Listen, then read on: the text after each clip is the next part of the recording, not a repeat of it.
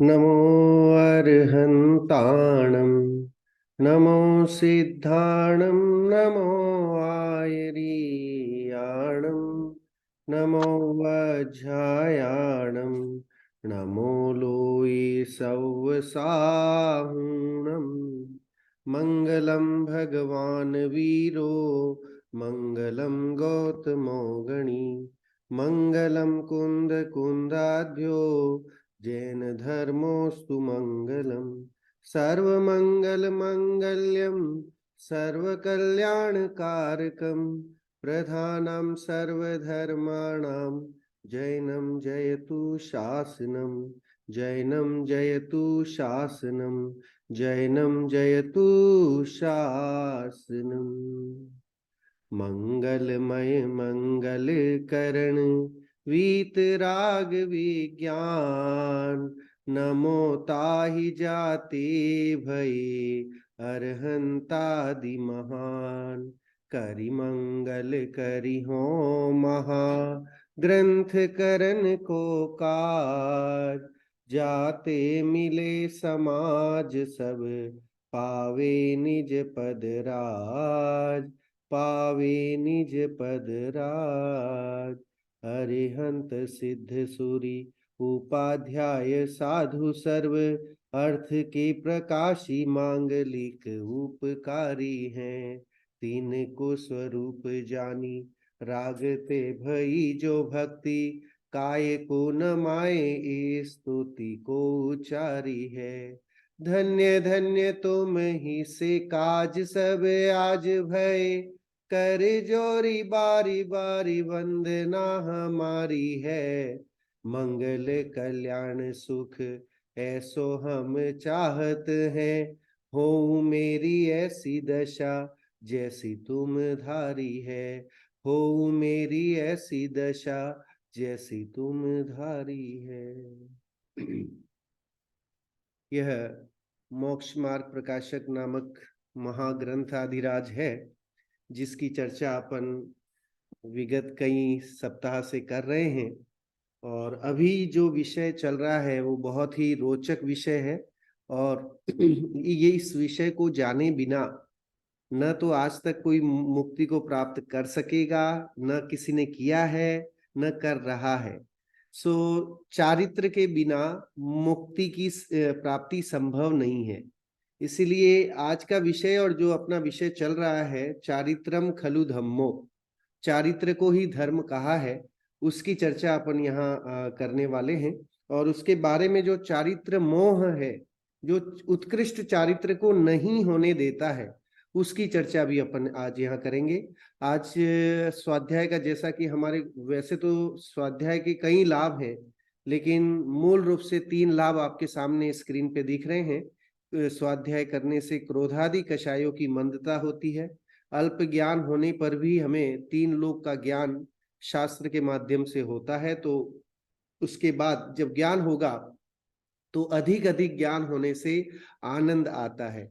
जब हमें विषय के बारे में समझ आ जाती है तो डेफिनेटली उसके बारे में कि अरे वो कितना अच्छा है, आत्मा का ज्ञान कितना अच्छा है, आत्मा के गुण वैभव, हमारे पंच परमेष्ठियों का स्वरूप कैसा है, जैन धर्म का मोटिव, जैन धर्म के सिद्धांत है ना, ये सब जो है कितने उत्कृष्ट हैं, अन्य धर्मों से किस तरह भिन्न है, ये सब समझ में आ जाए तो फिर जैन धर्म, हमारे देव शास्त्र गुरु, जिनवाणी, जिन धर्म, सब पर महिमा बढ़े बिना रहती नहीं। अगर हम कहें कि हमारे परिवार में सब जैन धर्म के प्रति धर्म की बात करो और सब है ना इंटरेस्ट नहीं लेते, तो उसका कारण यह है कि उन्हें उस विषय के बारे में जानकारी नहीं है कि वो कितना मजेदार जो चीज है जो हमें मिली हुई है। महाभाग्य से जैन कुल में जन्म मिला है और साथ में जैन धर्म सुनने का अवसर मिला है, तो ये हमारा अहोभाग्य है, बहु पुण्य उदय है ऐसा कि जिसके कारण हमें जिनवाणी पढ़ने सुनने और जिनवाणी सुहाती है ना। तो बहुत ही बढ़िया कि हम अगर स्वाध्याय करने बैठते हैं तो हम बड़े किस्मत वाले हैं, हम वीआईपी हैं उन करोड़ों हजारों मतलब हजारों करोड़ों जितने भी लोग हैं उनमें कि हम स्वाध्याय कर रहे हैं और अपनी आत्मा को जानने का और मुक्ति की प्राप्ति कैसे होती है उसके बारे में चर्चा करते हैं। विषय हमारा वही चल रहा है पिछली कक्षा के अनुसार, चारित्र के बारे में जानना। चारित्र क्या है उसकी चर्चा अपन ने पिछली कक्षा में किया था। चारित्र मोह के बारे में जानना, जो कि हमने शुरू कर दी थी कि चारित्र मोह क्यों होता है और क्या है ये, और इस चारित्र मोह होने से क्या हमें नुकसान है, और चारित्र मोह के अंतर्गत क्या आता है। तो चर्चा हुई थी कि चारित्र मोह मतलब कषाय रूप परिणाम, कषाय भाव मतलब चारित्र मोह है ना। कषाय रहती हैं तो कभी भी हमें अपने आत्मा का स्वरूप नहीं हो पाता। अगर हमें आत्मा की महत्ता नहीं आई, मैं आत्मा हूं, मैं शुद्धात्मा हूं, इसका ज्ञान, इसकी प्रतीति नहीं हुई, उसका कारण है कषाय मौजूद है। कषाय में उसकी चर्चा टोडरमल जी ने यहाँ की है। वैसे 4 कषाय हैं जो आप और हम सब ने बार बार सुनी होंगी, क्रोध, मान, माया, लोभ। उसके साथ 4 और कषाय भी के नाम सुने होंगे कई बार, अनंतानुबंधी, अप्रत्याख्यानावरण, प्रत्याख्यानावरण और संज्वलन, है ना। ये 4 कषाय हैं। तो ये 4 मेन है, उसके आधार पर जो है वो क्रोध, मान, माया, लोभ लगते हैं। तो ये मिला लेते हैं तो 4 into 4 16 कषाय हो जाती हैं, 16 कषाय, टोटल 25 कषाय हैं।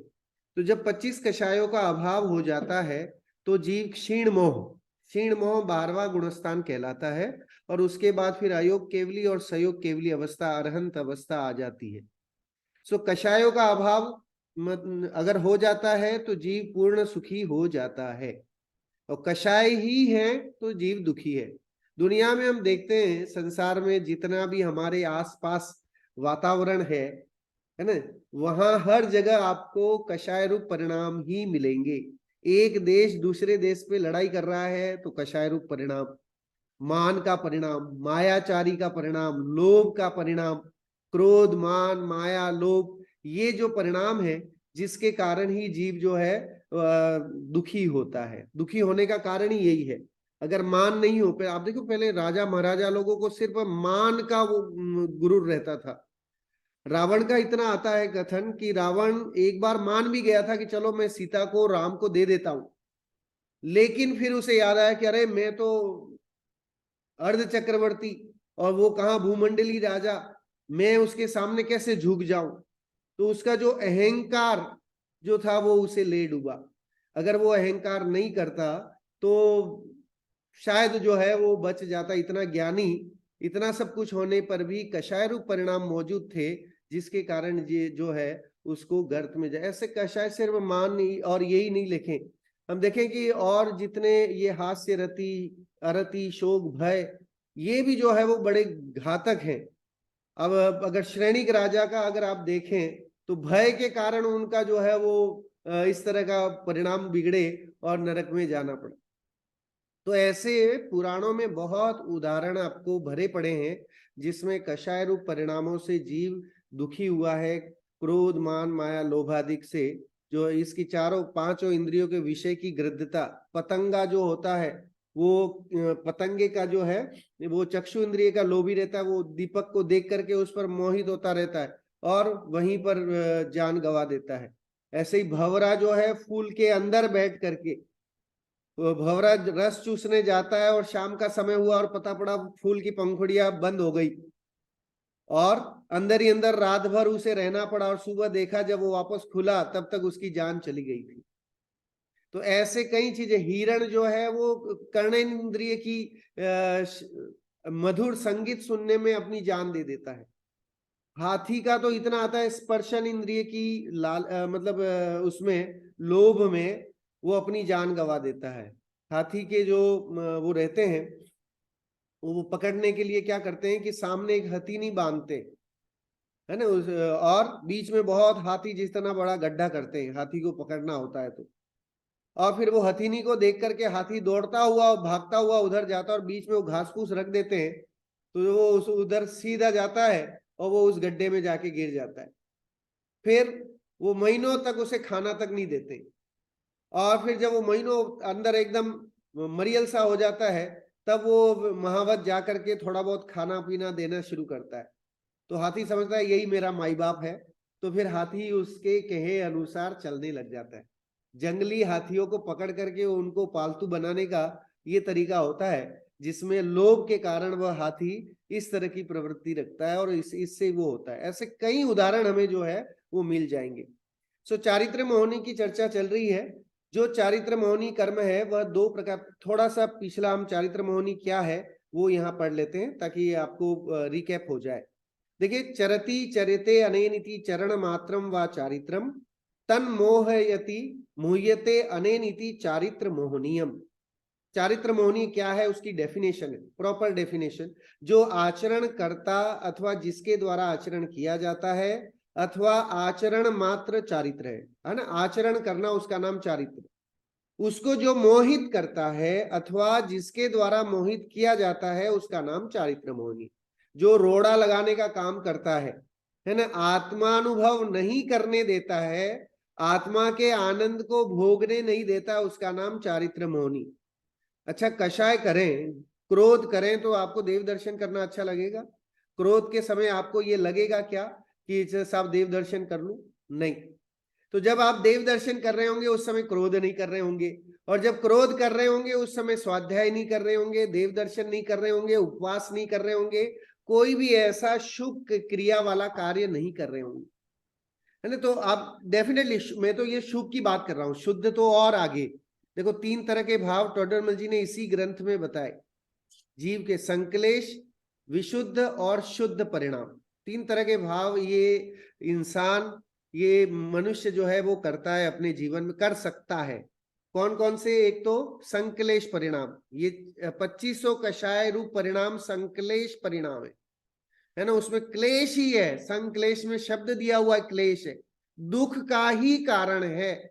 गुस्सा करना दुख का ही कारण है, टेंशन बढ़ाना, क्रोध मान माया लोभ रूप परिणाम कभी सुखी नहीं हो। कई बार लोग कहते हैं कि साहब जो है वो गुस्सा करके दिखाते हैं तो थोड़ा कंट्रोल में हो जाते हैं, परिवार वाले भी बच्चे भी सब कंट्रोल में हो जाते हैं, लेकिन कभी भी क्रोध मान माया लोभादि को किसी धर्म में किसी टाइम में जो है श्रेयस्कर नहीं बताया गया, अच्छा नहीं बताया गया, है ना। तो हमेशा ये दुख रूपी हैं, दुख कारक हैं, और समझ लीजिए क्या कहते हैं उसे, आश्रव के कारण है। ये सारे जो हैं वो कर्मों के आश्रव के सीधे सीधे कारण हैं। क्रोध मान माया लोभ परिणाम रहेंगे तो जीव जो है कर्मों का आश्रव करता रहेगा, कर्म बंधन होता रहेगा, कर्म बंधन होगा तो संसार चक्र चलता रहेगा, और अनादिकाल से चल रहा है, कोई नए हमें अनुभव नहीं हो रहा है। हम अनादिकाल से ये अनुभव करते आ रहे हैं कि हमने है ना कहाँ कहाँ जन्म नहीं लिया, और कहाँ कहाँ क्रोध मान माया लोभ रूप आदि परिणाम, हास्य रति अरति शोक भय जुगुप्सा, ये परिणाम नहीं किए और उससे हम दुखी नहीं हुए। तो ये तो सदा काल मतलब सार्वभौमिक है कि 25 कषाय रूप परिणाम संकलेश रूप परिणाम है, दुख रूप परिणाम है, आत्मा का अनुभव नहीं होने देंगे, और जीव कभी सुखी पूर्ण सुखी नहीं हो सकता। और जब ये हट जाते हैं तो हमारे मुनिराज जंगल में भी रहे, कोई साथ में नहीं हो, है ना, हिंसक पशुओं के बीच में रहे तो भी मुनिराज जो है वहां निर्भीक होकर के और सिंह की भांति जो है जंगलों में विचरण करते हैं। क्यों?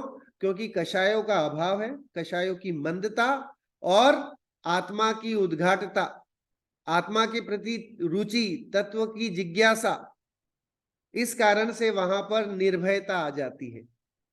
नेमिनाथ को गिरनार की उस टेकरी पे बैठ करके डर नहीं लगा होगा।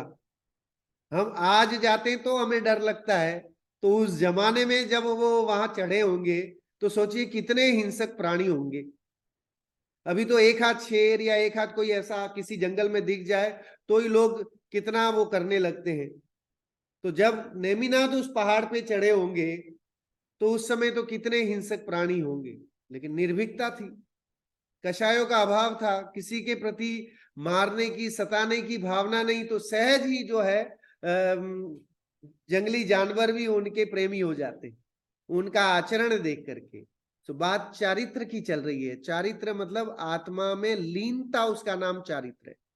देखिए 3 चीजें हैं अपने यहाँ, है ना, जैन धर्म में 3 रत्नत्रय बताए गए हैं, सम्यक दर्शन, सम्यक ज्ञान, सम्यक चारित्र।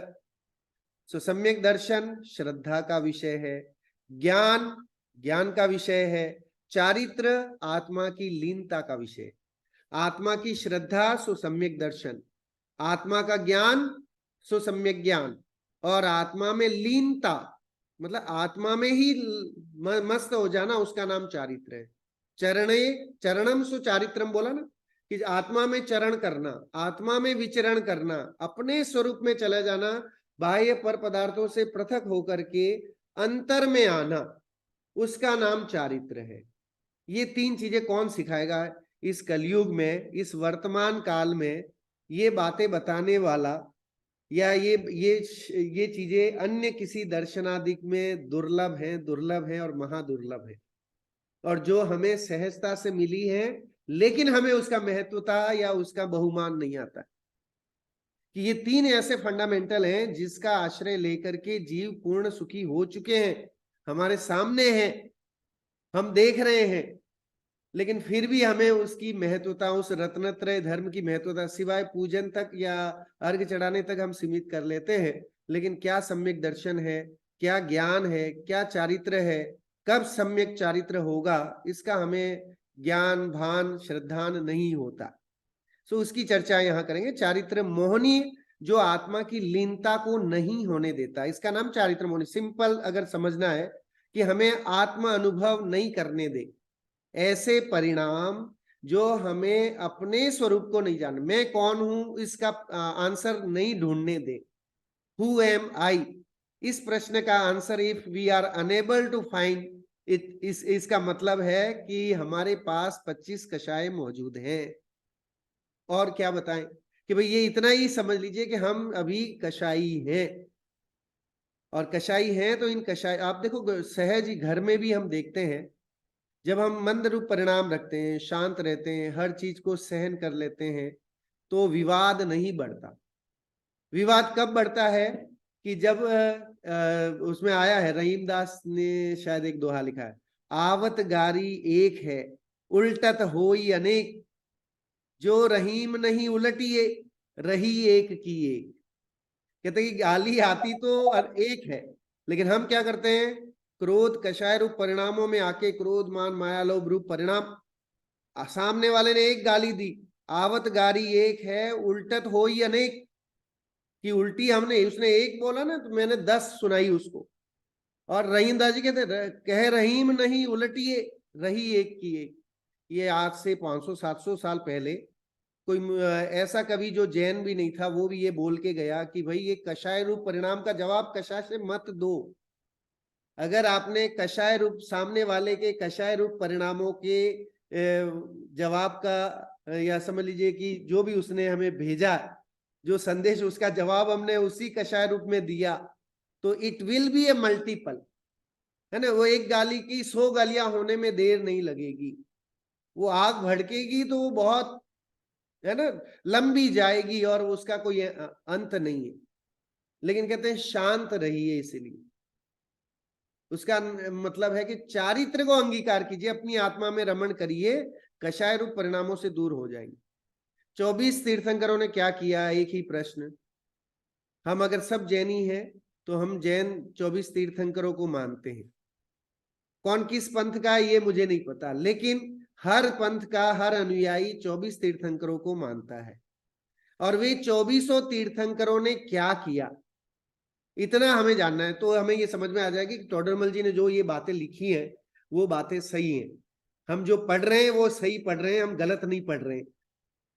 तो सब हमें ये रियलाइज होता है, हम सबके पास इतनी बुद्धि तो दी है ना। ये बुद्धि कौन सी दी है, कि हमें ये बुद्धि दी है कि कौन अच्छा है कौन नहीं है, इसका विवेक विचार हमें, इसलिए हमें बोलते हैं पंचेंद्रिय संगी जीव है। ये इंसान कैसा है, पंचेंद्रिय संगी। संगी का मतलब है मन सहित, हमारे अंदर मन है और हम अच्छे बुरे का व्यवहार विवेक विचार रख सकते हैं, हमें पता है। तो सब एक ही प्रश्न, 24 तीर्थंकरों ने क्या किया, जंगलों में जाके राजपाट सब छोड़ करके, है ना, हाथी छोड़े, घोड़े छोड़े, किसी किसी के रानियां छोड़ी, सब छोड़ा, घर छोड़ा, वैभव सब छोड़ा, समझा जगत असार कि तुमने छोड़ दिया संसार। उन्होंने घर भी छोड़ दिया, वैभव भी छोड़ दिया और सारा राजपाट छोड़ दिया। किस लिए? क्योंकि वहां ये सब तामझाम करने में कषाय रूप परिणाम रहते थे, और उन कषाय रूप परिणामों से बचने के लिए ये छोड़ना जरूरी है, अदरवाइज नहीं छूट सकता। और मोक्ष प्राप्त करने के लिए, चारित्र, उत्कृष्ट चारित्र अंगीकार करने के लिए कषाय, निष्कषाय रूप परिणाम होना जरूरी है। जहां कषाय रूप परिणाम है वहां नियम से, अब देखिए कषाय रूप परिणामों से जीव जो है वो क्या होता है कि संसार चक्र और बढ़ता जाता है, कर्मों का आश्रव और बढ़ता जाता है, बंधन और बढ़ता है। और जहां बंधन है वहां मुक्ति कैसे? ये मतलब विपरीत वो है। इट इज नॉट पॉसिबल कि जहां बंधन है वहां मुक्ति है ना? जहां मुक्ति है वहां बंधन नहीं है। तो आप देखिए हमारे सिद्ध है तो वहां कर्मों का आश्रव नहीं है, कर्मों का बंधन नहीं है, वो कर्म रहित हो गए हैं, आठों कर्मों का अभाव कर दिया है, इसलिए वो सिद्धालय में विराजमान है। तो ये चीजें हमें जानना बहुत जरूरी है। कषायों का कषाय रूप परिणाम न करें। देखिए टोडरमल जी ने इससे पहले लिखा है, जिन्हें सुखी होना हो वे कषाय न करें। एक आदर्श वाक्य जो वाकई घरों में लिखा जाना चाहिए, अपने घर के मुख्य द्वार पे पहले ही लिख दे, ताकि कोई भी अंदर घुसे तो पहले ये देखे कि जिन्हें सुखी होना, सुखी होने का ये गुरु मंत्र है। इससे बढ़िया मंत्र और कहीं मिलेगा नहीं, सबसे सस्ता, सबसे टिकाऊ और सबसे सॉलिड, कि जिसे सुखी होना है वह 25 तरह की कषाय न करे। देखिए आज टोडरमल जी 300 साल पहले इतने सारे शास्त्रों का निचोड़ निकाल करके ये बातें लिखी हैं। ये हमारा अहोभाग्य है कि हमें सुनने को, पढ़ने का अवसर मिल रहा है, हमारे कानों पढ़ रही हैं। जिनवाणी कानों पढ़ना अपने आप में महा पुण्योदय है। सो जो चारित्र मोहनीय कर्म है वह दो प्रकार का है, कषाय वेदनीय कर्म, चारित्र मोहनीय, और नो कषाय वेदनीय। सो नो कषाय मतलब यही जो है ना, स्त्री वेद, पुरुष वेद, नपुंसक। देखिए लिख दे, जो कषाय वेदनी कर्म है वह 16 प्रकार का होता है। अनंतानुबंधी, क्रोध मान माया लोभ, अप्रत्याख्यानावरणीय, क्रोध मान माया लोभ, प्रत्याख्यानावरणीय, क्रोध मान माया लोभ, और संज्वलन, क्रोध मान माया लोभ। अब देखिए अनंतानुबंधी, एक्चुअल में इसके अनेक अर्थ निकलते हैं। अनंत का अनुबंध कराने वाली, उसको भी अनंतानुबंधी बोलते हैं। और कहीं कहीं अनंत का मतलब जो है मिथ्यात्व भी दिया है, तो कह रहे कि मिथ्यात्व का बहुत बंद कराने वाली जो कषाय है उसका नाम है अनंतानुबंधी। देखो एक तो अनंत कर्मों का अनुबंध कराने वाली, कॉन्ट्रैक्ट कराने वाली, उसका नाम अनंतानुबंधी है ना, कषाय। और एक मिथ्यात्व का बहुत है ना जखीरा लेके आने वाली, उसका नाम भी अनंतानुबंधी। सो अनंतानुबंधी, क्रोध मान माया लोभ, सबसे पहला काम तो हमें ये अनंतानुबंधी, क्रोध मान माया लोभ, इसका अभाव करके सम्यक्त्व की प्राप्ति करनी है, ताकि धर्म की सच्ची शुरुआत हो सके। छह ढाला में दौलत राम जी ने लिखा, धर्म की शुरुआत ही नहीं है यदि हम सम्यक दृष्टि नहीं है, यदि हमने आत्मा को नहीं जाना। फिर अप्रत्याख्यानावरण मतलब देश जो व्रत है ना, देश व्रत को धारण नहीं करने दे, उस कषाय का नाम है अप्रत्याख्यानावरण। देखिए पहला क्या है, चौथे गुणस्थान तक सम्यक दर्शन होता है। चौथा गुणस्थान मतलब सम्यक दृष्टि गुणस्थान। पांचवा गुणस्थान मतलब देश व्रती गुणस्थान। छठा गुणस्थान मतलब हो गया महाव्रती गुणस्थान। छठवें गुणस्थान से मुनि अवस्था है। चौथे गुणस्थान में गृहस्थ अवस्था है, इवन पांचवा भी गृहस्थ है, लेकिन छठे में वो है, पांचवे में वो जो गृहस्थ है वो थोड़ा व्रती हो जाता है, अणुव्रत का पालन करने लग जाता है, और छठे गुणस्थान में महाव्रत पालन करने लग जाता है।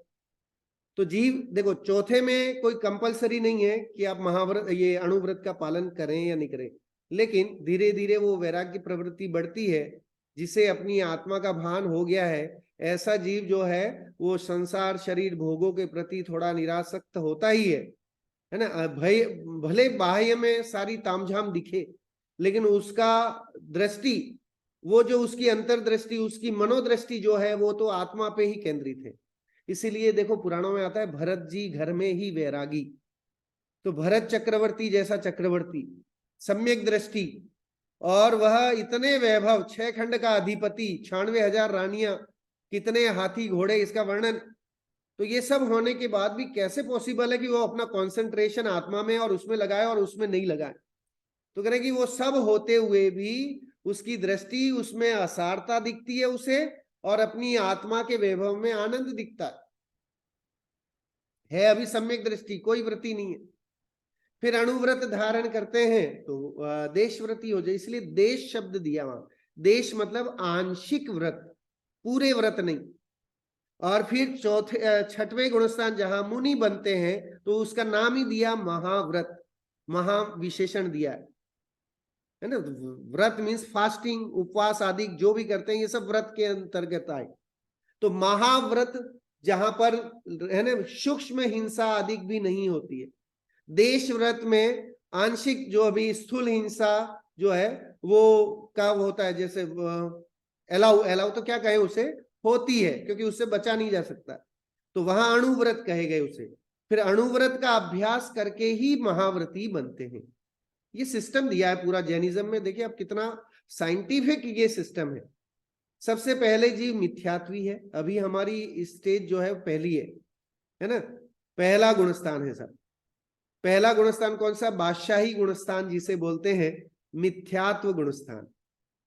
तत्व के प्रति सच्ची श्रद्धा नहीं, कौन सच्चे देव, कौन शास्त्र सच्चे, कौन जिनवाणी अच्छी, कौन गुरु अच्छे, इसका विवेक विचार ही नहीं। फिर टोडरमल जी ने इसमें इसी ग्रंथ में लिखा है, वैसे 4 तरह की बुद्धियां बताई। कौन सी? एकत्व बुद्धि, ममत्व बुद्धि, कर्तृत्व बुद्धि और भोक्तृत्व बुद्धि।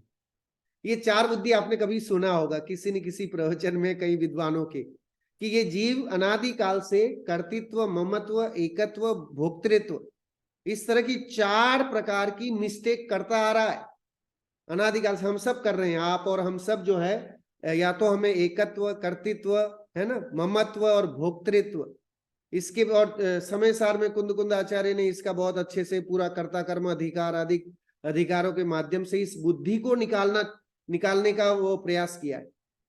टोडरमल जी ने यहाँ एक नई बुद्धि का इजाद किया, या समझ लीजिए कि उन्होंने इसमें बताया, उसका नाम है भ्रम बुद्धि।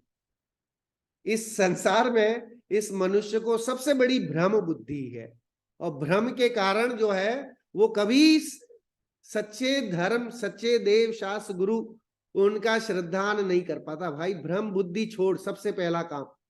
इस संसार में आया है, जैन कुल मिला है, 5 इंद्री की उपलब्धताएं हैं, घर बार सब वैभव, सब अनुकूलताएं हैं, तो जो भ्रम बैठा है उसको तोड़ो। अब उस भ्रम को तोड़ने से ही जो है आगे काम बनने वाला है, अदरवाइज नहीं।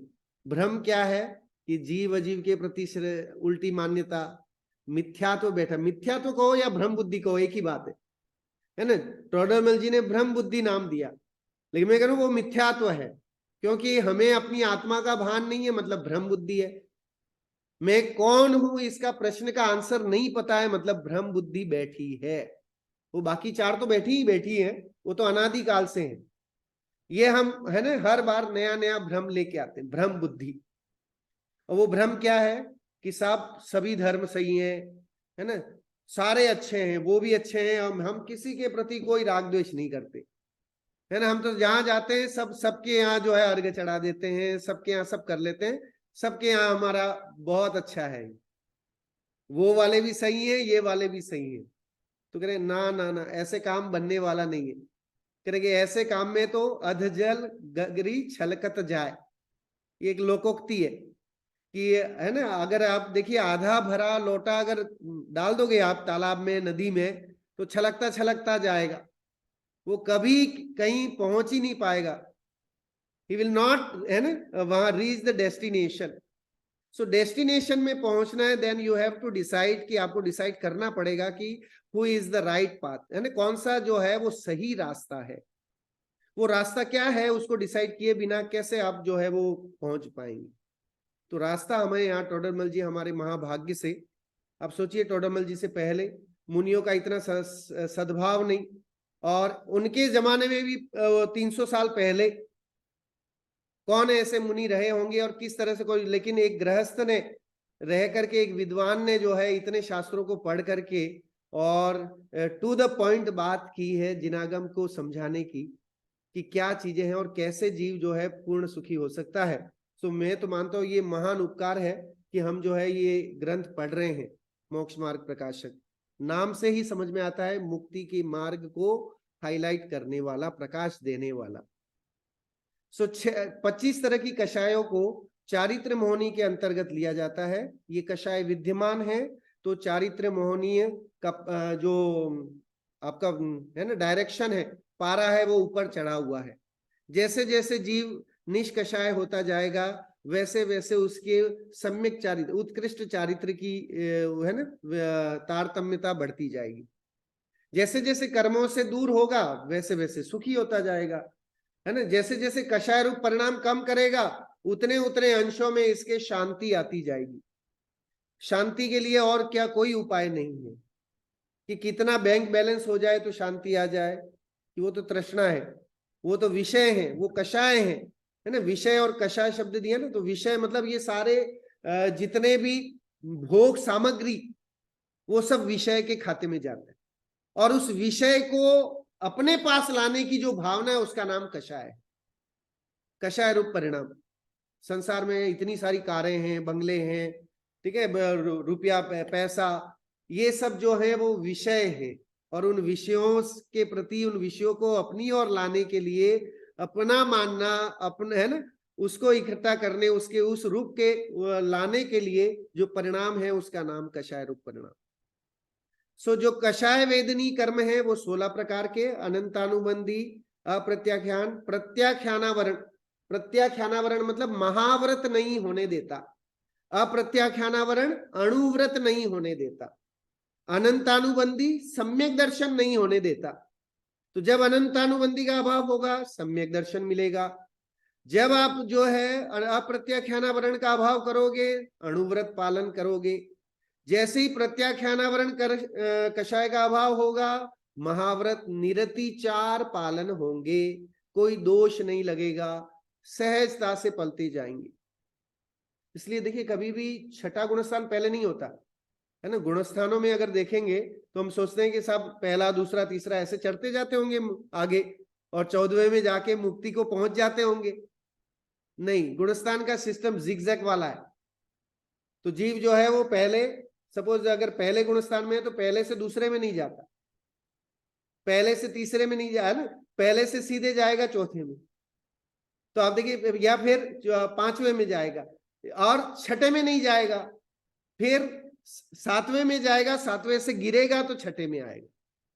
इसे बोलते हैं मुनिराजों का जो है वो इस तरह का शुभ और शुद्ध में, जैसे वो घड़ी का डोलन चलता रहता है ना, पेंडुलम, उसी तरह मुनियों की प्रवृत्ति जो है ऐसी बताई गई है कि कभी वो छठे गुणस्थान में होते हैं और कभी 7वें गुणस्थान में। 7वां गुणस्थान शुद्धोपयोग का गुणस्थान कहलाता है, मतलब उत्कृष्ट चारित्र जो है उसका नाम 7वां गुणस्थान है ना। प्रमत्त और अप्रमत्त नाम दिए गए हैं उसमें। छठा गुणस्थान प्रमत्त गुणस्थान, 7वां गुणस्थान अप्रमत्त गुणस्थान।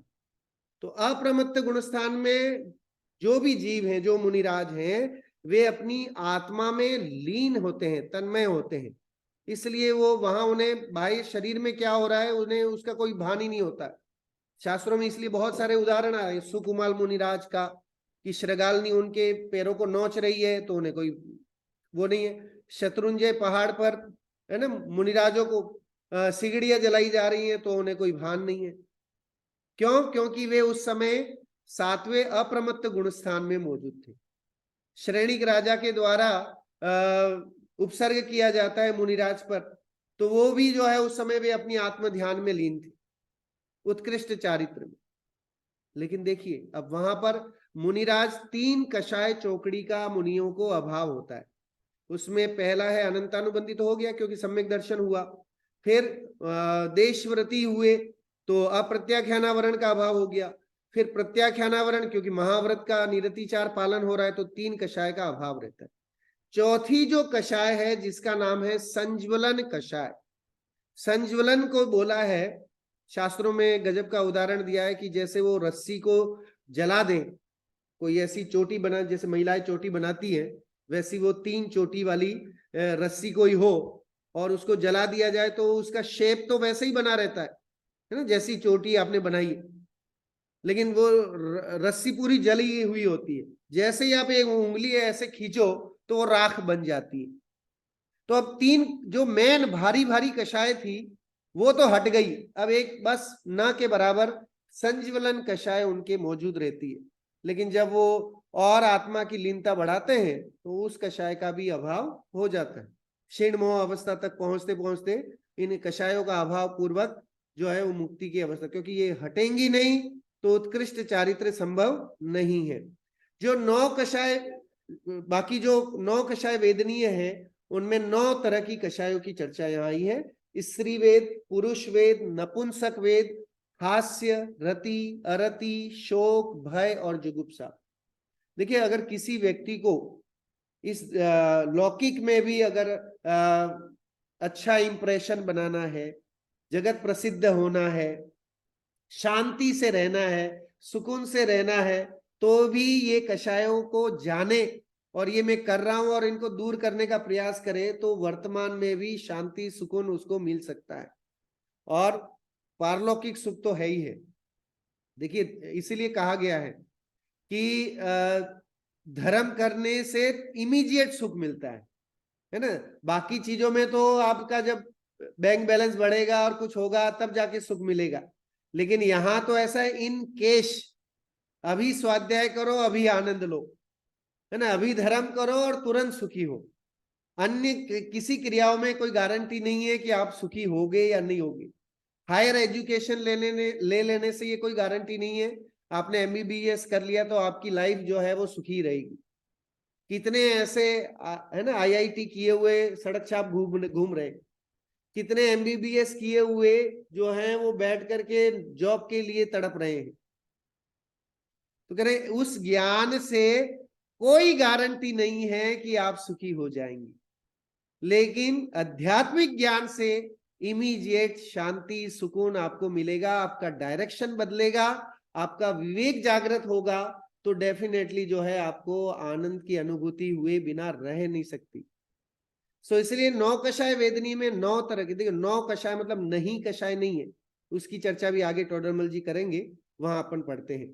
जो 9 कषाय वेदनी कर्म है वह 9 प्रकार का है। स्त्री वेद, पुरुष का है ना, स्त्री के प्रति रमणता की भावना, स्त्री का पुरुष के प्रति रमणता की भावना, नपुंसक वेद है ना, दोनों के प्रति रमणता की भावना। हास्य, हंसना भी एक कषाय है। जैन धर्म में हंसने को भी कषाय कहा गया है। क्यों हंसना, हास्य किस लिए? हमारे मुनिराजों को देखो, 2400 तीर्थंकरों को देखो, उनकी प्रतिमाओं को देखो, कहीं उनकी प्रतिमा में हास्य का वो दिखता है? नहीं। उनकी जो प्रतिमा है वो सौम्यता की प्रतीक है, शांति का संदेश देती हैं। इसलिए कहीं और कुदेवादिक में या कहीं और प्रतिमाओं के सामने नतमस्तक होने की बात नहीं की। लेकिन जब मंदिर जी में जाएगा तो वहां की उस सौम्य नासाग्र दृष्टि वाली उस प्रतिमा को देख करके वो प्रतिमा ही ये बता रही है कि हे भाई तू अपने अंदर झांक, है ना। हम भगवान के दर्शन करने जाते हैं, भगवान किसके दर्शन करते हैं? भगवान बैठ के कहते हैं हाँ भाई अब तो ये आ गए, है ना, हमारा ये बड़ा पक्का भक्त है, एवरी फ्राइडे आता है या एवरी सैटरडे आता है, ये तो एकदम पक्का भक्त है, आ गया, बड़े खुश हो जाते होंगे। तो कह रहे साहब भगवान तो चाहे आप जाओ या नहीं जाओ अपनी आत्मा का ही भान कर रहे हैं, उनकी तो नासाग्र दृष्टि ये बता रही है कि वे अपनी अंतरात्मा में लीन है। ना काहू से दोस्ती ना काहू से वैर, उन्हें कोई मतलब नहीं है कि 40 लोग आ रहे हैं कि 400 आ रहे हैं कि 4000 भक्त आ रहे हैं। लेकिन हमें गरज है इसलिए हम जाते हैं क्योंकि हम उनके प्रतिबिंब को देख करके और वैसा ही प्रतिबिंब अपने अंतर विराजमान है इसका ज्ञान करने जाते। लोग पूछे ना तो हम ये जवाब दे सकते हैं कि साहब मंदिर क्यों जाना, तो उन्हें बताओ कि डेली हम इसलिए जाते हैं कि हम ये रियलाइज भूल नहीं जाए, हम ये भूल नहीं जाए कि जो है मैं भगवान जैसा ही हूं। ये याद करने के लिए डेली डेली जाना पड़ता है, और ये याद हो जाए। ये तीन चीजें, जैसे तीन सम्यक दर्शन, ज्ञान, चारित्र है, तो इन तीन चीजों में, तीनों ही, इसके लिए हमें करना क्या है, ये तीन कब मिलेंगी? तो सबसे पहला है दर्शन, दूसरा है स्मरण, और तीसरा है भाव भक्ति। ये तीन चीजें होनी चाहिए। देखो, आध्यात्मिक जगत के ये तीन बहुत उत्कृष्ट वर्ड है। अगर आप अध्यात्म पढ़ना चाहते हैं, समझना चाहते हैं, और जीवन को वर्तमान में सुखी बनाना चाहते हैं, तो ये तीन आपके जीवन में है कि नहीं, आप अपने दिल पे हाथ रख करके खुद विचार करिए कि दर्शन है। दर्शन मतलब यहाँ खाली देखना नहीं कि बस देख लिया उसका नाम दर्शन। साहब मैं तो जाता हूँ, जाती हूँ, है ना, आपने कहा तो मैं तो जाती हूँ, दर्शन करती हूँ, वो दर्शन नहीं। दर्शन मतलब श्रद्धा। क्या आपको जैन धर्म के प्रति श्रद्धा है? क्या सच्चे देव शास्त्र गुरु के प्रति श्रद्धा है? क्या 7 तत्वों का सच्चा श्रद्धान है? क्या मैं जीव हूं, मैं शरीर नहीं हूं, इसका सम्यक भान है? उसका नाम श्रद्धा। तो दर्शन होना चाहिए। फिर है स्मरण होना चाहिए। स्मरण का मतलब है कि यही चीज बार बार याद रखना, भूलना नहीं। कि साहब एक एक क्लास सुनी, उसमें तो मैंने याद किया, फिर भूल गए, है ना। ऐसा नहीं हो कि भाई स्वाध्याय में किया और फिर बस छोड़ के चले गए, और जैसे ही ये स्वाध्याय हुआ या मंदिर से बाहर निकले, मंदिर की डेयरी से, और फिर जय राम जी की जैन दर्शन, और जय राम जी की, है ना, महावीर जी, अब बाकी सब हम अपना काम करेंगे। एक हमारे वो भाई साहब हैं, वो बड़ा अच्छा इसके लिए 4 पंक्तियां सुनाते हैं। वो कहते हैं कि हमारी प्रवृत्ति जो है वो चिकने घड़े की तरह हो गई है। चिकना घड़ा क्या है, वो पूरी घटना भी सुनाते हैं साथ में, कि प्राचीन काल में माताएं बहनें जो है वो घी के लिए, घी का घड़ा हुआ करता था पहले, क्योंकि पहले मिट्टी के ही बर्तन हुआ करते थे। पहले इतना तांबे के या और स्टील वगैरह था नहीं उस समय। आज से 400-500 साल पहले, 1000 साल पहले समझ लीजिए। तो मिट्टी के बर्तनों में ही खाना पीना हुआ करता था। तो माताएं बहनें मिट्टी का एक घड़ा रखती थी, घी का, जिसमें वो घी भर करके स्टोर करके, घर में रहता है 4-5 लीटर का घी, हर कोई स्टोर करके रखता है। तो घी का घड़ा उसके नाम से वो प्रसिद्ध हो जाता था, है ना। कई बार शास्त्रों में घी के घड़े का निमित्त उपादान के संदर्भ में एग्जाम्पल दिए गए हैं शास्त्रों। तो वो घी के घड़े के नाम से जाना जाता था कि साहब ये घी, काली अच्छी बड़ी कढ़ाई टाइप की बड़ी होती थी, उसमें घी भरा जाता था। पहले दिन लाया तो उसने, उस घड़े ने घी बहुत सारा पी लिया। आपने 1 किलो डाला तो हो सकता है कि उसमें वो पाव घी उस घड़े ने पी लिया। अब धीरे धीरे आप डेली डालते जाओगे, उसी घड़े में घी डालते जाओ, तो क्या होता है कि वो घड़ा जो है घी पी पी करके इतना चिकना हो जाता है कि अब उसे, है ना, तृप्त हो जाता है। अब आपका जो है घी वो वेस्टेज नहीं जाएगा, 1 किलो डालोगे तो 1 किलो ही रहेगा। तो उसे बोलते हैं चिकना घड़ा। तो चिकने घड़े के ऊपर आप चाहे कितना भी पानी डालो, उस पर कोई असर नहीं होता। तो वो 4 पंक्तियां सुनाते हैं हमारे अभिनंदन जी भाई साहब कि चिकने घड़े, हाँ जी चिकने घड़े, चिकने घड़े, हाँ जी चिकने घड़े, क्रोध मान माया लोभ मोह से मढ़े, चिकने घड़े, हाँ जी चिकने घड़े, जिन वाणी सुने नहीं, सुने तो है माने नहीं, तत्काल झाड़ कर होते हैं खड़े, चिकने घड़े, हाँ जी चिकने घड़े। तो कह रहे हैं कि भाई क्रोध मान माया लोभ से मढ़े हुए हम सब चिकने घड़े हैं, कि हमें चाहे आप कितनी सुना दो। ये टोडरमल जी का इतना महान उपकार है कि उन्होंने ये क्रोध मान 2500 कषाय निकाल के दिखाई शास्त्रों में से, उनके भेद प्रभेद बताए। लेकिन हम कषाय भाव छोड़ेंगे नहीं साहब, चाहे आप कितना कर लो। तो कषाय भाव नहीं छोड़ोगे तो संसार परिभ्रमण भी बढ़ता रहेगा। तो कषाय भाव छोड़ने से निर्भरता आती है ना। आत्मा जो है वो स्वभाव से निर्भर है, लेकिन इन कषाय रूप परिणामों से दबा हुआ है, उस पर ये आवरण लगा हुआ है। अनंतानुबंधी जो है वो आवरण का काम करती है, मिथ्यात्व आवरण का काम करता है। तो आवरण के कारण, नहीं तो आत्मा की अपनी ब्यूटी सहज है। जैसे ही ये हटते हैं तो आत्मा अपने वैभव में सहज आ जाता है, और उसका साक्षात्कार हमें नहीं है, इसलिए हमें उसकी महत्वता नहीं आती। और अनंत ऐसे, मतलब जितने हमारे पूर्व आचार्य हो चुके हैं, उन्होंने उसको साक्षात किया है। टोडरमल जी खुद सम्यक दृष्टि थे। उनके इस लेखनी से, उनका उस अवदान से लगता है कि विद्वान तो बहुत थे, लेकिन ऐसे विद्वान ने लिखा है जो आत्मानुभवी था और उसने ग्रंथ लिखा है तो सच्चा और अच्छा है। यहाँ पर ये शास्त्र, इस शास्त्र में उन्होंने लिखा है कि इसको तुम ऐसे ही मत मान लेना, क्योंकि ये महावीर की वाणी है। और अगर प्रश्नोत्तर किया है, एक प्रश्न उन्होंने लिखा है ऐसे ही, और वो प्रश्न इसमें है, आगे अपन पढ़ेंगे तो आएगा। इसमें एक प्रश्न उठाया उन्होंने कि साहब इसमें आप भी कुछ मिला जुला करके और कुछ और अपनी मिला दो, मिर्च मसाला लगा के लिखोगे तो गजब का जवाब टोडरमल जी ने इस ग्रंथ में दिया है।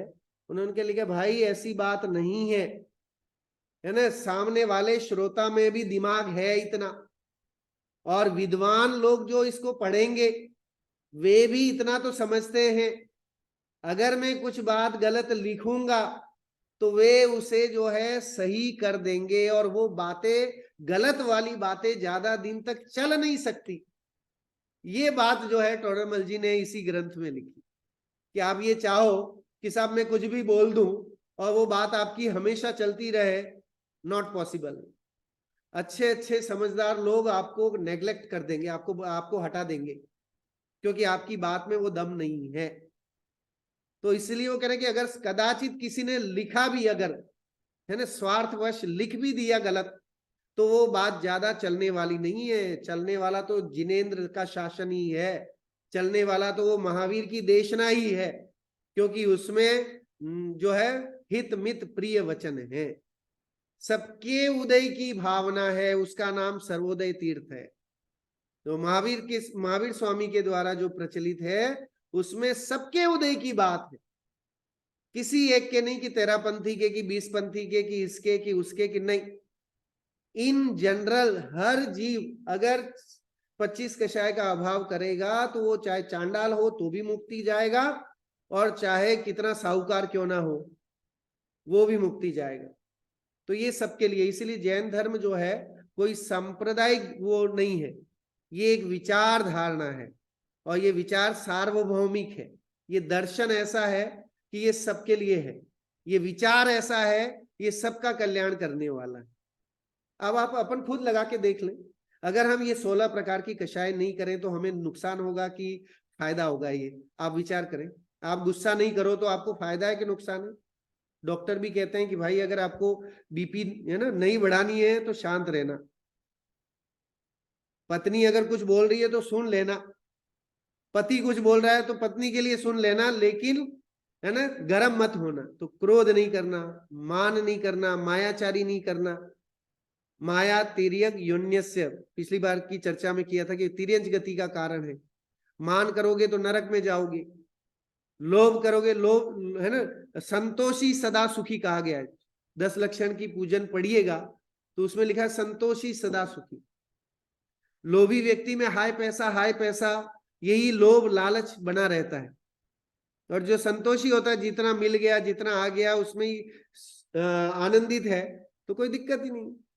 लेकिन जहां लालच बढ़ती है तो वहां पर जो है वो फिर अंत में उसका अंत जो है उसका बुरा ही होता है। तो कषाय रूप परिणामों का अंत नरक निगोद आदि ही है, और निष्कषाय रूप परिणाम का प्रॉफिट जो है वो निराकुलता है। बस इतना सा ये पूरा सार है इसका। आगे बढ़ते हैं। चारित्र मोह रूप जीव की अवस्था का हमने क्रोध और ये मान वाला पढ़ लिया था। आगे टोडरमल जी ने बहुत बढ़िया बात यहाँ पर कही थी, इस प्रकार मान से अपने महत्ता की इच्छा तो है, महत्ता होना भवितव्य के आधार पर है ना। अब आप खूब चाहे कितना क्रोध मान माया कर है ना रूप परिणाम कर लो, सामने वाले का कितना बिगाड़ने की सोच लो, लेकिन सामने वाले के भी तो कर्म है, उसका भी तो कुछ उदय उदीर्ण है कि आप आपकी ही चलती रहेगी। इस यूनिवर्स में सिर्फ अपनी ही चलेगी कि सामने वाले की भी कुछ है? अगर आपके परिणाम है, आपके कर्म है, तो उसके भी कर्म है। सामने वाले ने गोली चला दी लेकिन उसके पुण्य का उदय अभी आयु कर्म पूरा नहीं हुआ है, तो या तो बीच में कोई आ जाता है या फिर उसके कान से निकल जाती है गोली। पिक्चरों में तो देखते ना, इंडियन बहुत मूवी में ये सारी चीजें आती है कि पति को मारने के लिए गोली चलाई विलेन ने, और बीच में पत्नी आ गई उसको बचाने के लिए, भाई आ गया उसको, बेटी आ गई, कोई भी आ गया, तो गोली लगी उसकी पत्नी को या बेटी को या भाई को, वो बच गया। तो इसका मतलब ये कहीं ना कहीं हमें लगता है कि कर्म अपने अपने उदय अनुसार सबके आते हैं और सबका भवितव्य है, सबका भाग्य है और उसके हिसाब से होता है काम। लेकिन हम ये मान के बैठे हैं भ्रम बुद्धि के कारण कि मेरे करने से होता है। ये अज्ञानता जो बैठी है उसका नाम है भ्रम बुद्धि, और वो भ्रम बुद्धि छोड़नी है। ये संसार हमारे हिसाब से चलता है, दुकान मेरे कारण से चलती है, बिजनेस मैं चला रहा हूं, ये सारा जो कार्य है ये सब भ्रम बुद्धि है, मिथ्यात्व है, अनंतानुबंधी रूप कषायों का कारण है, साक्षात कारण है। तो उसको छोड़े तो भ्रम बुद्धि दूर होगी और सद्बुद्धि आएगी, है ना। सद्बुद्धि तभी आएगी जब कषाय रूप परिणामों की मंदता होगी। तीव्रता में कभी किसी को आपने धर्म करते देखा है आस पड़ोस में कहीं भी, समाज में, कि जिसके कषायों की तीव्रता है और वो धार्मिक दिखे आपको? नहीं, पॉसिबल ही नहीं है। धार्मिक कहते ही उसे हैं जिसके परिणामों में मंदता है, कषायों में मंदता है, उसका नाम धर्म धार्मिक है ना। अच्छे सूट बूट पहन के कुर्ता पजामा पहनने वाला धार्मिक नहीं है, धोती पहनने वाला धार्मिक नहीं है। धार्मिक वह है जिसके 2500 कषायों में मंदता है। जिसके 2500 कषाय में मंदता नहीं है वो धार्मिक नहीं। धार्मिक वो शेर है जो जंगल में मुनिराजों के सामने बैठ कर जो है वो हिरण को खा रहा था, लेकिन उनका तत्व श्रवण करके और उसने आजीवन मांस भक्षण का त्याग कर दिया। तो धार्मिक और अधार्मिक की हम क्या कल्पना करें, क्या परिभाषा करें? तो यही है कि कषाय रूप परिणाम करने वाला चाहे वो जैन धर्म में भी पैदा हुआ हो, लेकिन वो धर्म धार्मिक नहीं है। मंदिर में बैठ करके भी कषाय रूप परिणाम करे और आप उसे धार्मिक कहना चाहोगे कि नहीं साहब, नहीं कहेंगे, है ना। किसी भी एंगल में कोई भी आपको गुस्सा करता हुआ रियल लाइफ में अच्छा नहीं लगता है। तो हमारी जिनवाणी में तो ये हजारों साल पहले, है ना, बताया है कि भाई मत कर गुस्सा, मत, है ना, क्रोध मान माया लोभ रूपाधिक परिणाम। तथा अब मायाचारी का पढ़ते हैं। तथा माया का उदय होने पर किसी पदार्थ को इष्ट मानकर नाना प्रकार के छलों द्वारा उसकी सिद्धि करना चाहता है। मायाचारी में कैसे भी हो अपना काम बनता, भाड़ में जाए जनता, ये वाला जो फंडा है वो मायाचारी का सीधा सा फंडा है। और वो मायाचारी करने वाला जीव तिर्यंच गति में जाता है ना। तिर्यंच में कौन आते हैं पता है ना? कि तिर्यंच मतलब एकेंद्रिय से लेकर के पंचेंद्रिय तक सारे, पृथ्वी जल वायु वनस्पति, ये भी तिर्यंच है। तो उसमें भी जाएगा, एकेंद्रिय बनेगा, स्थावर बनेगा। ज्यादा पानी का उपयोग करेगा तो हो सकता है जल का एक जीव बने। पृथ्वी का ज्यादा उपयोग खोदने का, अनर्थ वो करने का करे तो एकेंद्रिय आदि में फंसने का चांसेस है, वहां जाने का। रत्न सुवर्ण आदि अचेतन पदार्थों की तथा स्त्री दासी दासादि सचेतन पदार्थों की सिद्धि के अर्थ अनेक छल करता है। दो भेद यहां बताए, एक सचेतन पदार्थ और एक अचेतन पदार्थ, है ना। स्त्री पुत्र ये सब सचेतन पदार्थ हैं। कार बंगला रुपया पैसा ये सब जो है अचेतन। मोबाइल, आजकल मोबाइल को भी ऐड करें, टोडरमल जी के समय मोबाइल नहीं था तो वो छोड़ दे, तो अब इस बार मोबाइल भी जोड़ देते हैं। तो मोबाइल आदि जो है वो अचेतन पदार्थ है। ठगने के अर्थ अपनी अनेक अवस्थाएं करता है तथा अन्य अचेतन सचेतन पदार्थों की अवस्था बदलता है इत्यादि रूप छल से अपना अभिप्राय सिद्ध करना चाहता है। कैसे भी हो अपना काम होना चाहिए, कोई मतलब नहीं है कि बाकी के भावों का, बाकी के किसी भी तरह से उसको उससे कोई लेना देना है। इस प्रकार माया से देखो डिसीजन क्या है, निष्कर्ष क्या है कि इस प्रकार ये सब हम करते हैं। हमारे यहाँ है ना छल कपट मायाचारी ये हमारे दिन में दिन प्रतिदिन चलता रहता है। मोबाइल है, घर में बैठे हैं, लेकिन हम सब फोन करके बोलते हैं नहीं मैं अभी मार्केट में हूं, आधे घंटे बाद फोन लगाना साहब। तो वहां बैठ के ही हमने मोबाइल फोन पे न जाने दिन भर में कितनी मायाचारी करते हैं। सो इस प्रकार माया से इष्ट सिद्धि के अर्थ छल तो करे, परंतु इष्ट सिद्धि होना भवितव्य के अधीन है। आप चाहे कितनी मायाचारी कर लो, छल कपट कर लो, लेकिन आपका नहीं चलना है।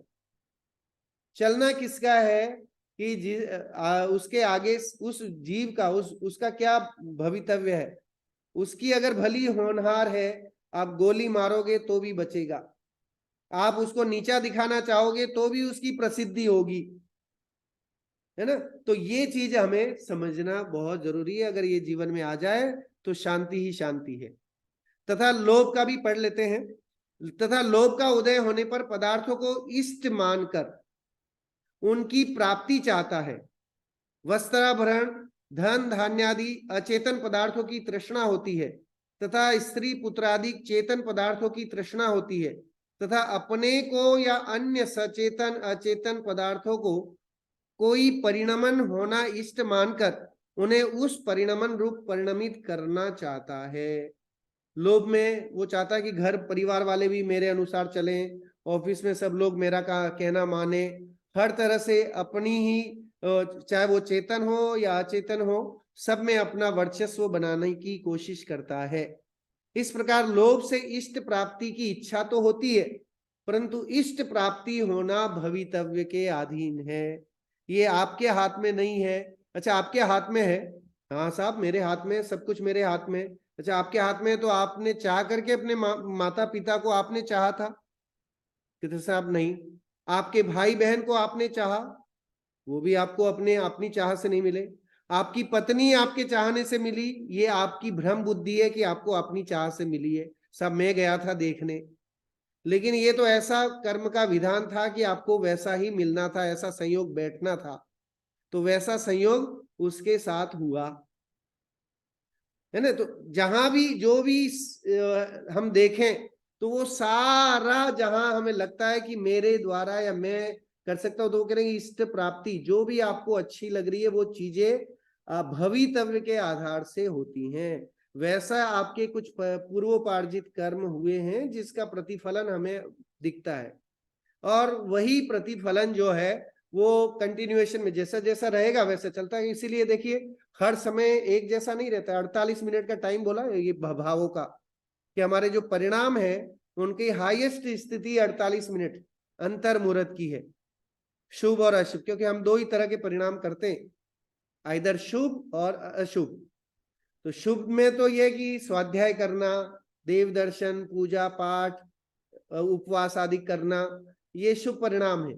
दान देना, है ना, स्वयं स्वाध्याय करना, कराना, कहीं और प्रचार करना, तीर्थ यात्रा करना, वहां परिणामों में, कषायों में मंदता है, इसलिए जो है शुभ रूप परिणाम है।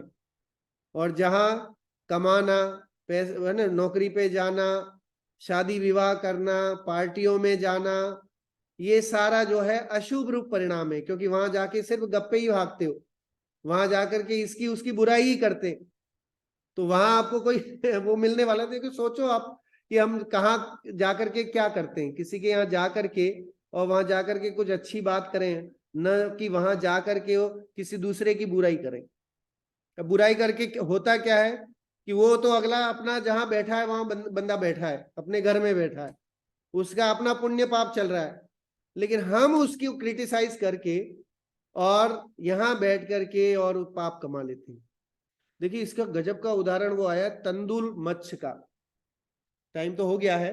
तंदुल मत्स्य जो है छोटा सा, है ना, कान, ये कान में इतना सा वो मत्स्य होता है जिसे बोलते हैं। एक तो महामत्स्य, महामत्स्य की तो बहुत बड़ी गिनती बताई, 1000 योजन इतना महामत्स्य होता है, और वो जब मुंह फाड़ता है तो हजारों करोड़ों मछलियां उसके पेट में चली जाती हैं, और उसी महामत्स्य के कान में एक तंदुल मत्स्य होता है। तो वो मत्स्य, तंदुल मत्स्य, ये विचार करता है कि देखो ये कितना बड़ा महामत्स्य है, और इसमें इतनी लाखों मच्छियां इसको खाने का अवसर मिल रहा है, और वो लोभ के कारण अंदर ही वहां कान में बैठा वो छोटा सा मत्स्य ये विचार करता है कि काश मेरे को अवसर मिलता तो मैं सब खा जाता। उसको एक भी रत्ती भर की खाने के नहीं मिली, लेकिन परिणाम वहां उसने पूरे उन हजारों लाखों मछलियों को खाने की भावना रखी, तो वो तंदुल मत्स्य मर करके 7वें नरक में जाता। इतने एक परिणाम से, एक विचारना से कितना बड़ा नुकसान होता है, ये हमें बहुत समझना, बहुत विवेक विचार से हमें ये बात यहाँ टोडरमल जी हमें समझा रहे हैं, इन 4 कषायों के माध्यम से, 16 कषाय, कषाय वेदनीय के माध्यम से आया ना, 2500 कषायों के माध्यम से।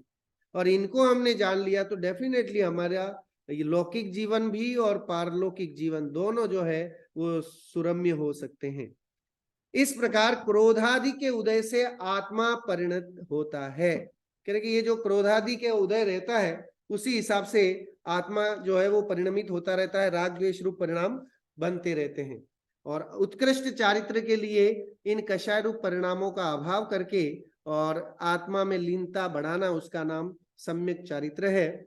उसी को लेकर के एक छोटे सी भजन के साथ आज की बात पूरी करेंगे।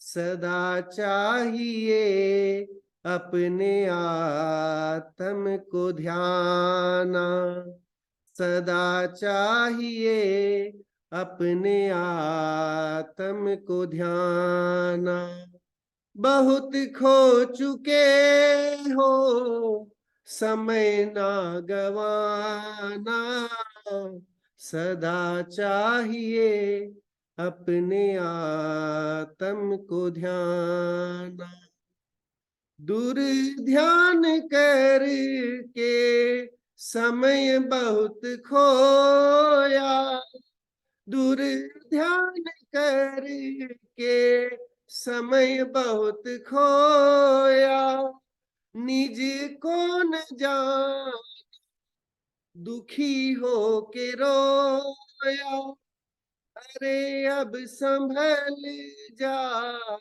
अरे अब संभल जा, पकड़ निज का कोना, सदा चाहिए अपने आत्म को ध्याना, सदा चाहिए अपने आत्म को ध्याना। भजन तो बहुत लंबा है लेकिन समय का अभाव है, और सम्यक चारित्र में हमें आत्मा को ध्याना है, उसी का नाम चारित्र है, उत्कृष्ट चारित्र है, सम्यक चारित्र है। और ऐसा सम्यक चारित्र हम और आप सबको प्रकट हो, इसी मंगल भावना के साथ बात को यहीं विराम देते हैं। जिनवाणी स्तुति के लिए सभी लोग खड़े हो जाएं। जिनवाणी स्तुति। मिथ्यात्म नाश वेको ज्ञान की प्रकाश वेको आपा पर भास वेको भानो सी बखानी है, छाहो द्रव्य जान वेको बंद विधिमान वेको स्वपर पिशान वेको परम प्रमाणी है, अनुभव को जीव के जतावे को कहूँ न सतावे को भव्य पानी है, जहाँ को पार के उतार को सुख विस्तार को यही जिनवाणी है, हे जिनवाणी भारती तो ही जपो दिन है, जो तेरी शरणा गए सो पावे सुख चैन, जिनवाणी के ज्ञान से सूझे लोकानो, सो वाणी मस्तक धरो सदा देत हो। सभी 9 बार नमोकार मंत्र का जाप करेंगे। 9 बार नमोकार मंत्र।